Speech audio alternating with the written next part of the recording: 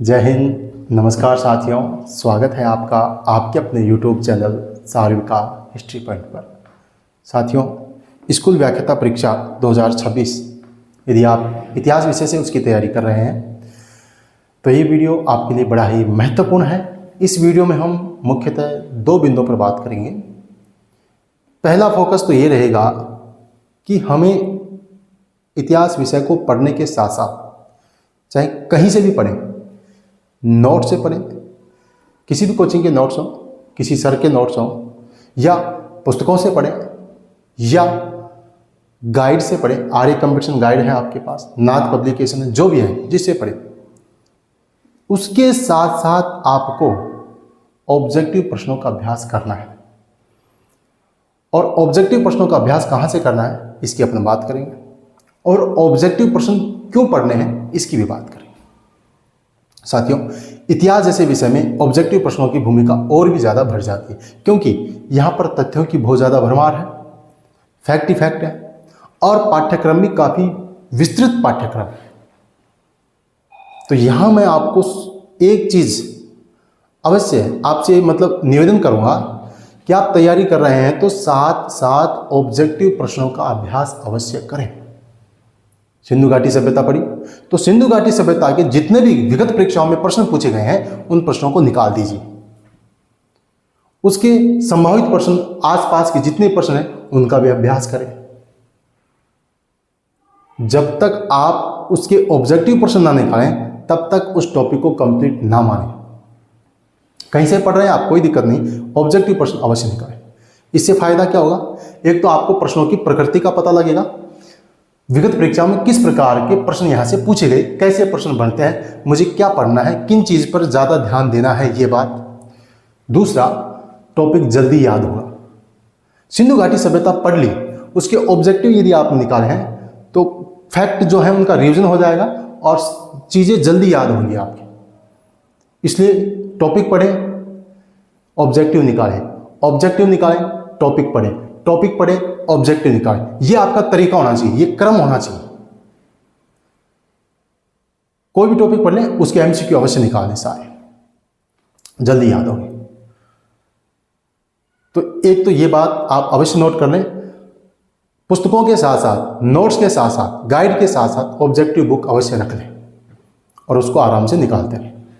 अब कहां से पढ़ें इसके लिए देखो, जो प्राचीन भारत है, मध्यकालीन भारत है और आधुनिक भारत है, तीनों के लिए कंबाइंड यदि आप बुक लेना चाहें तो खूब सारी बुक है। यूथ पब्लिकेशन है, अरियंत है, नाथ है, पप्पू सिंह प्रजापत है। इनमें से कोई भी पुस्तक ले सकते हैं।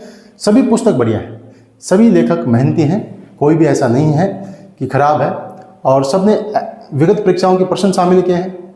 जितना उनको लगा नए प्रश्न भी उसमें ऐड किए हैं। ऐसे ही एक पुस्तक और है, रवि कुलरिया जी की एक पुस्तक और आती है जो प्राचीन भारत के लिए भी है, मध्यकालीन भारत के लिए भी है, आधुनिक के लिए भी है। वो पुस्तक मैं आपको दिखा दूंगा, आप चाहें तो ये पुस्तक मंगा सकते हैं। देखिएगा, ये मध्यकालीन भारत है और ये आपकी प्राचीन भारत है, वस्तुनिष्ठ। ऐसे ही आधुनिक भी है।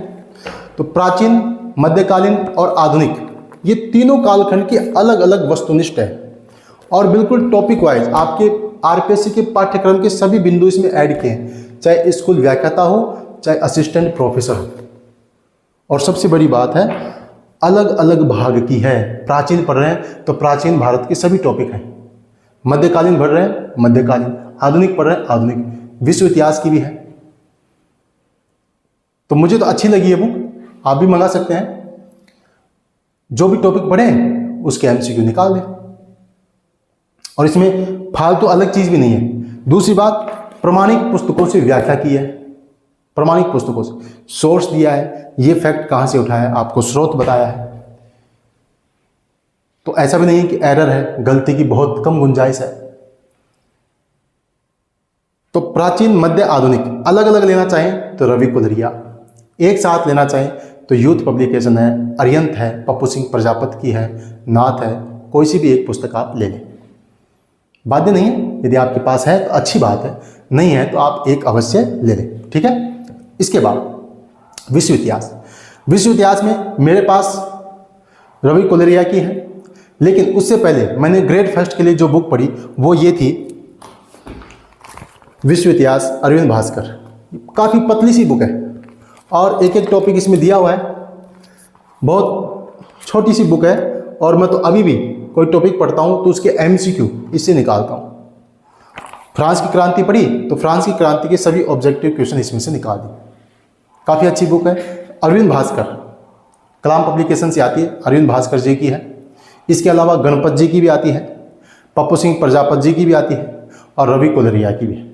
जो भी आप लेना चाहें आप स्वतंत्र हैं, अपनी इच्छा अनुसार पुस्तक लीजिए, सभी बढ़िया है।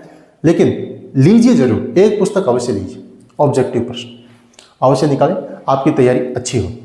इसके अलावा राजस्थान इतिहास की बात करें तो राजस्थान इतिहास में विशेषकर 2 बुक बताऊंगा, दोनों में से कोई एक ले लें आप।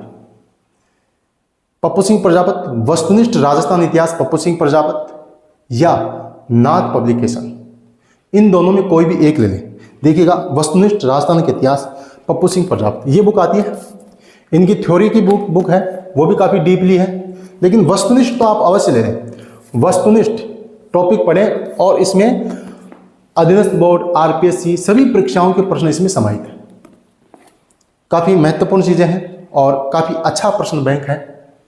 तो राजस्थान इतिहास के लिए आप, इसमें इतिहास भी है, कला संस्कृति दोनों है, इतिहास और कला संस्कृति दोनों है। काफ़ी अच्छी बुक है तो आप इसको ले सकते हैं, काफ़ी अच्छा काम किया है। टॉपिक पढ़ें राजस्थान का कोई भी, चाहे इतिहास का हो चाहे कला संस्कृति का हो, इससे अभ्यास करें। तो विश्व इतिहास में अरविंद भास्कर, रवि कोलरिया या पप्पू सिंह प्रजापत, गणपत सिंह, किसी की भी एक पुस्तक ले लें। आधुनिक भारत, प्राचीन, मध्य की आप अलग अलग ले सकते हैं रवि कोलरिया की।